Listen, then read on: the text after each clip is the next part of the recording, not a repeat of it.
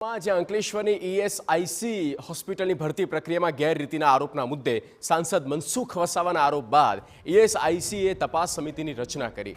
રિપોર્ટના આધારે તપાસ સમિતિ કાર્યવાહી કરશે। સાંસદ મનસુખ વસાવાએ ભરતીની પ્રક્રિયા અંગે સવાલ ઉઠાવ્યા અને કોન્ટ્રાક્ટના કર્મચારીઓની ભરતી પ્રક્રિયામાં ગેરરીતિનો આક્ષેપ થયો। કોન્ટ્રાક્ટના કર્મીઓને રિન્યૂ કરવા ₹1 લાખ લેવામાં આવી રહ્યા હોવાના આક્ષેપો થયા। નવા ઉમેદવાર પાસેથી 4 પગાર એડવાન્સમાં લેવામાં આવતા હોવાના આરોપ લાગ્યા છે।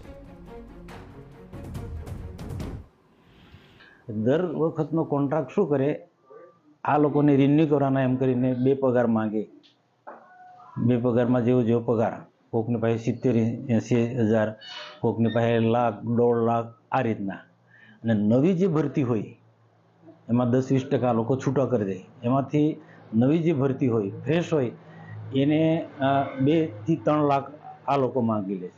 एमपी साहब ने अलग अलग सोशल मीडियाज में जो स्टेटमेंट दिया है कि ईएसआई अस्पताल के कॉन्ट्रैक्ट रिन्यूअल में कॉन्ट्रैक्टर स्टाफ रिक्रूटमेंट के टाइम पैसे ले रहे हैं, उसके बारे में अब पता चला। उसके लिए हमने एक कमेटी का गठन किया हुआ है। उस कमेटी के रिपोर्ट के आधार पे आगे की कार्यवाही की जाएगी।